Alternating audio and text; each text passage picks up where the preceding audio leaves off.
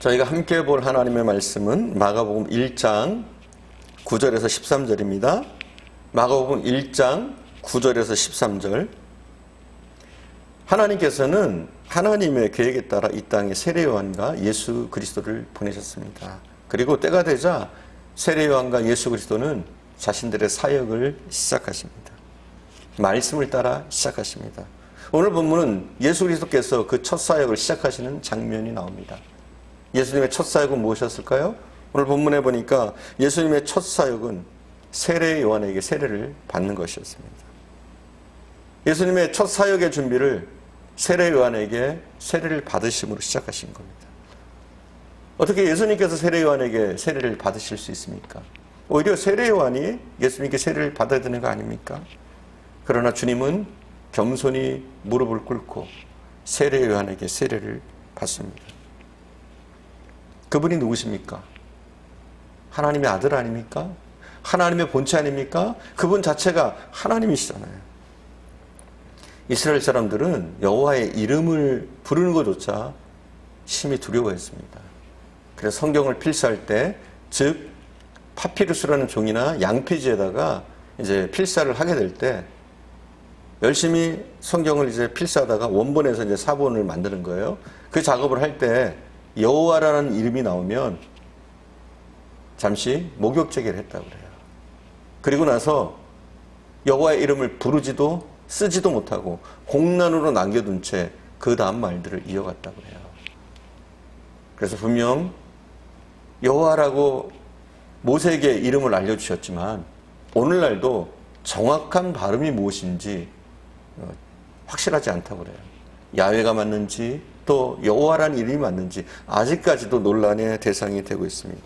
그만큼 여호와라는 발음이 수수께끼가 되어져 버렸고 그만큼 이스라엘 백성들은 하나님이란 이름조차 부르는 것을 두려워했다는 거죠.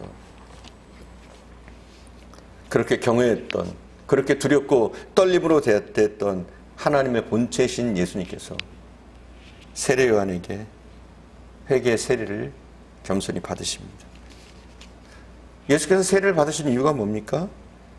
첫 번째, 그가 세례를 받으신 이유는 세례 요한에게 세례를 받으심으로 세례 요한의 사역을 인정하신 거예요. 두 번째가 중요한데요. 두 번째는 모든 죄인을 위해서 세례를 받으신 거예요. 모든 죄인을 위해서. 자, 예수님의 세례와 우리의 세례는 근본적으로 다릅니다. 우리가 세례 받는 것은 왜 받습니까?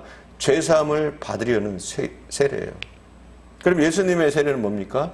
죄사함을 베풀려는 세례. 즉 그분의 희생, 그분의 수고를 통해서, 그분의 십자가를 지심을 통해서 우리의 죄를 사하시는 이 십자가로 가는 발대식이라고 할 수 있어요. 예수께서 만왕의 왕으로 등극하시는 즉위식이라고 할 수 있는 것이 바로 예수님이 세례를 받으시는 것이에요. 결국 예수님은 세례 받으시고 우리를 위해서 죽으시고 부활하셨는 줄 믿습니다. 하나님의 의를 이루기 위해서 하나님의 본체신 그분이 세례 요한에게 세례를 받으신 겁니다. 자, 그럼 예수님께서 세례 요한에게 세례를 받으시고 어떤 일들이 일어났습니까? 어떤 일들이 일어났나요? 예수님께서 세례를 받으실 때 일어난 일들을 정리하면 첫 번째, 하늘이 갈라졌습니다. 마가는 이 부분을 마치 하늘이 찢어지는 것처럼 아주 박진감 있게 다이나믹하게 설명을 하고 있습니다. 표현을 하고 있습니다.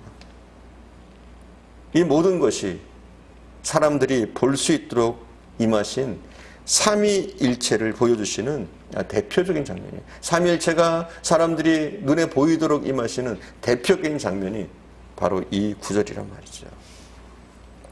하나님의 관심과 초점이 예수 그리스도의 사역에 맞춰져 있음을 이 장면을 통해 실감할 수가 있습니다.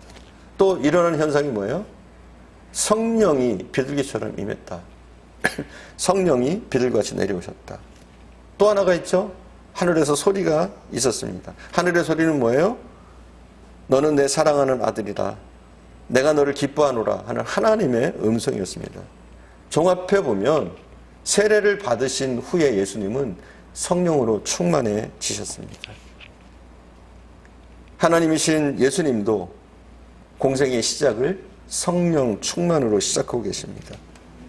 우리도 사명을 감당하는 그리스도인이 되려면 성령으로 충만해져야 돼요.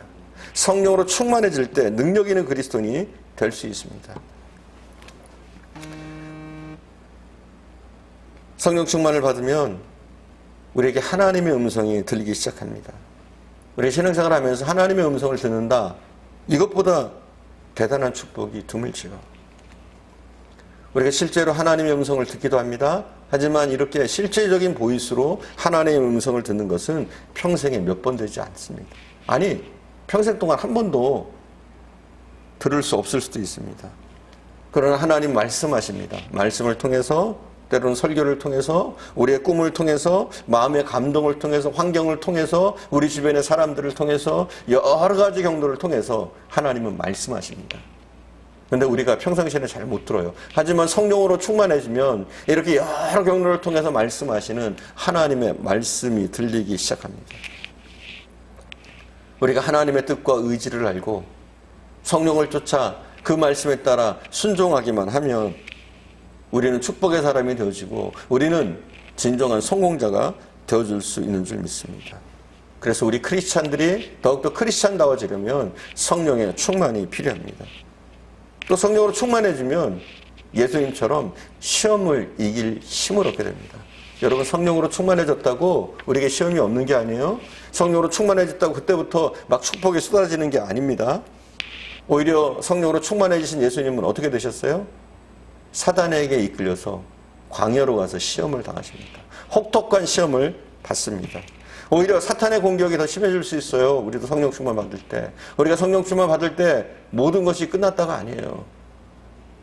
사탄의 공격이 심해질 수 있고 우리의 환경이 더 어려워질 수 있습니다. 그러나 성령 충만 받은 사람과 받지 못한 사람의 차이가 뭐예요?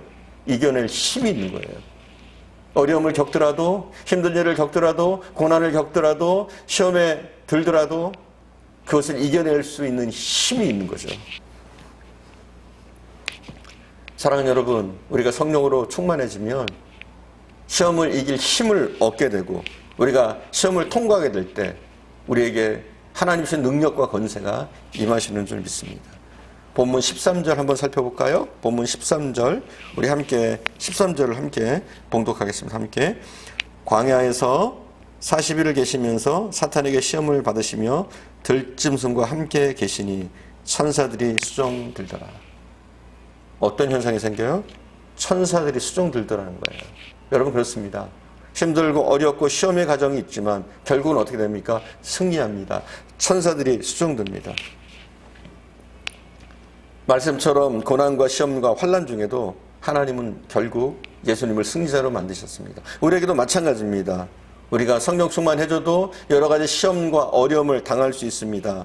그러나 성령으로 충만해지면 우리는 결국 시험에서 이기게 되고 승리하게 되는 줄 믿습니다. 예수님은 성령 충만을 받은 다음부터 그때부터 예수님의 사역을 시작합니다. 40일 동안 어려운 시험을 당했지만 그 시험의 과정을 통해서 더욱더 성령으로 충만해지고 더욱더 굳건해지십니다. 그리고 그때 이후로 계속해서 하나님의 뜻을 쫓아 하나님과 동행하며 하나님의 일을 하는 사람이 됩니다. 여러분, 우리도 마찬가지입니다. 주의 일을 하는 것 우리 혼자 힘으로 할 수 없어요. 내 힘으로 할 수 있는 게 아니에요. 우리가 신앙생활 잘하는 것, 믿음으로 사는 것, 신앙의 승리자가 되는 것, 하나님의 축복의 통로가 되는 것, 이거 우리의 힘으로 불가능합니다. 어떻게 할 때 가능할 수 있습니까? 우리 혼자 감당할 수 있는 게 아니에요. 성령이 우리 안에 계시고 우리가 성령으로 충만해질 때 우리의 사명을 감당하고 더욱더 하나님께 영광 돌리고 크리스찬다운 성공적인 크리스찬의 삶을 살게 되는 줄 믿습니다. 기도하겠습니다.